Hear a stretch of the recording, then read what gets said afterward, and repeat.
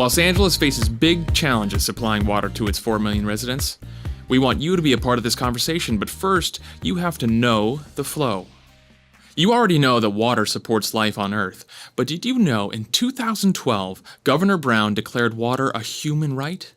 All Californians have a right to clean and healthy water. Water also plays a big part in our economy. Agriculture accounts for 80% of California's water consumption. We produce 1/3 of the country's vegetables and 2/3 of the fruit. California is also the 4th largest cattle-producing state. We also have a lot of fun in the water, as long as it's safe, clean, and healthy. The Earth's surface is 70% water. It seems like a lot, but most of that is salty ocean water. Only 3% is fresh water, and most of that is stored in glaciers.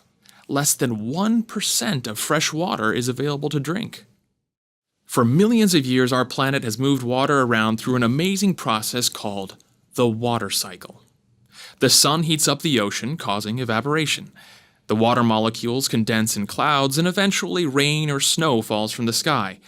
The ground absorbs most of that water, filtering it through layers of soil and rocks, eventually replenishing our groundwater. The rest runs off down our rivers and creeks, which flow out to the ocean, and the cycle begins again. Unfortunately, the current water cycle isn't working so great here in LA. It's kind of a mess, literally. The storm drain system was designed to move stormwater from our roads, parking lots, and rooftops to the ocean as fast as possible to prevent flooding. But with so much of our region paved with hard surfaces, very little of the rain makes it to our groundwater basins. In a big rainstorm, 10 billion gallons of fresh water rush through our streets and storm drains. Picking up trash and bacteria along the way, that's 120 Rose Bowls full. That runoff is the largest source of marine pollution in our ocean.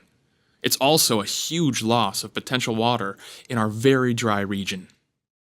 We're fortunate to have more than 1 trillion gallons worth of natural, underground storage space in our region. But we aren't using it. Only 12% of our drinking water comes from local groundwater. Because of contamination in the San Fernando Basin, we can only use half of the wells. The pollution is spreading as well, and within 5 to 7 years, the city will be unable to use most of the basin. Thankfully, the city now has plans to build the world's largest groundwater treatment center to clean up the contaminated wells. So, where does the rest of our drinking water come from? 86% of our water is imported from 3 sources, located hundreds of miles away, and those imports are getting more costly and less reliable. The largest import comes from snow melting in the Sierra Nevada mountains, providing Los Angeles with 48% of its drinking water. The spring melt feeds reservoirs like Lake Oroville. The state releases the water into tributaries of the Sacramento River, which flows into the Sacramento-San Joaquin River Delta. This delta, often called the Bay Delta, is the largest estuary on the West Coast. To get the water to Southern California, giant pumps draw water out of the Bay Delta with such force that it reverses the flow of the San Joaquin River, lowering the water levels and killing fish, especially the endangered Delta smelt. The water is carried in the California Aqueduct for delivery to its largest contractor, the Metropolitan Water District. That's a cooperative of 26 Southern California cities and water agencies serving 19 million people in 6 counties. It's the largest supplier of treated water in the United States. The water has to travel up and over the Tehachapi Mountains. This 2,000-foot water lift is the single largest energy consumer in the state.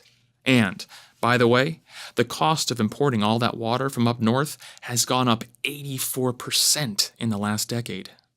Pyramid Lake and Castaic Lake are just a few of the many reservoirs connected by the State Water Project that store Northern California water for the Los Angeles region. The last 5 years have been the hottest 5 years since record-keeping began. That means very little snow. Some of our reservoirs, like Lake Oroville, hit an all-time low. El Niño rains and snow provided some relief this year in Northern California, but today only 2 of our state's 12 major reservoirs are at historic average levels. The second largest source of imported water comes from eastern Sierra snowmelt, making up 29% of the city of Los Angeles' current water supply. But it comes at a heavy cost. In 1913, the rivers and streams that fed Owens Lake were diverted by the Los Angeles Department of Water and Power into the Los Angeles Aqueduct.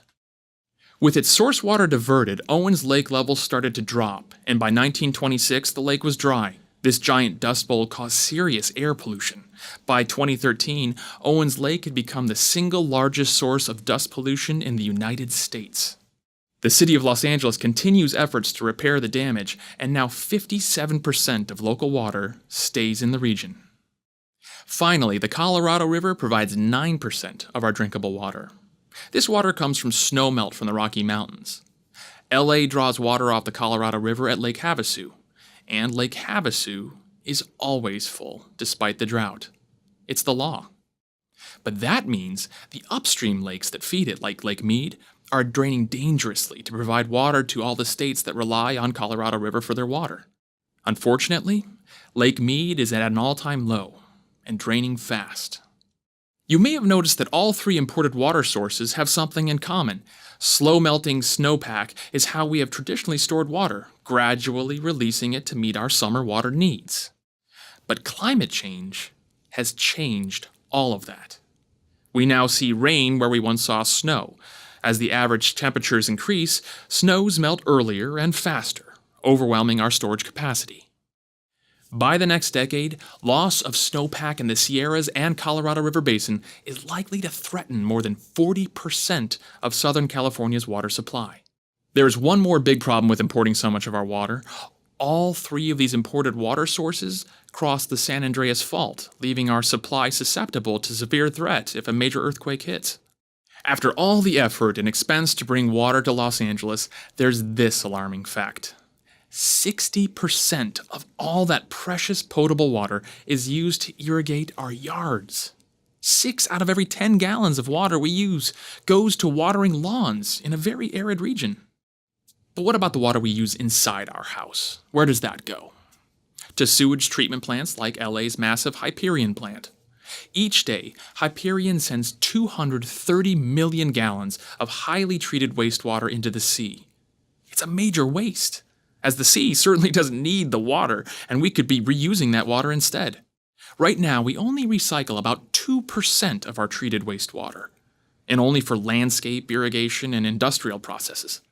We are in a terrible drought, and yet we send billions of gallons of rainwater and treated wastewater out to sea. How do we close the loop? Mayor Garcetti has called for a 50% reduction in imported water by 2025. We want to source 50% of water locally by 2035. So, how do we get there? 3 simple words: conserve, capture, and reuse. We need to reuse as much stormwater and other runoff as we can. Our leaders should invest in building public works that capture, cleanse, and repurpose the water we already have. Let's use every drop twice.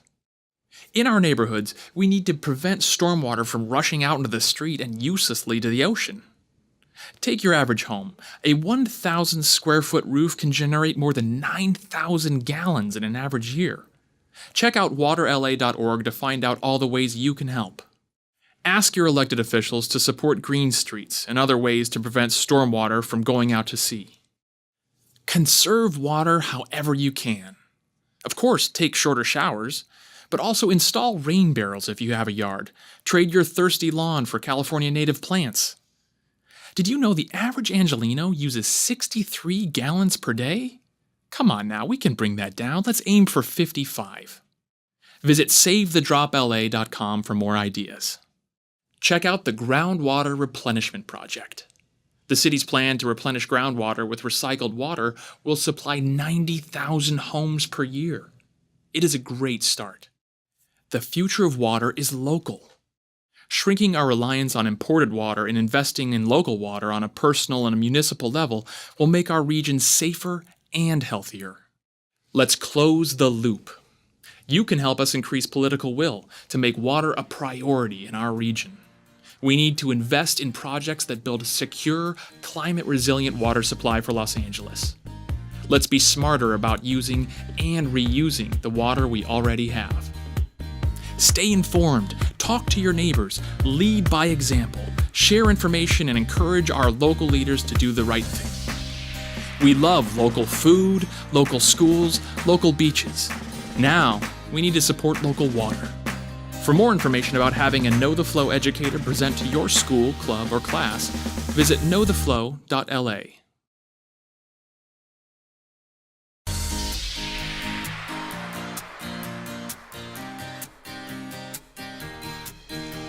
It's summer in LA and you feel like you need a drink. You run inside and put your mouth on the spout of your kitchen sink. Turn the spigot and to your surprise no water will come out. And that's why where your water comes from is so key to learn about.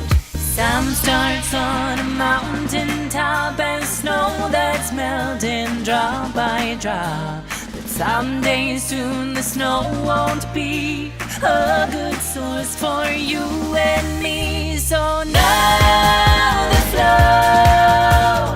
Water is the thing we in LA cannot forgo. We gotta know the flow. From Pasadena to Redondo, inland to the coast.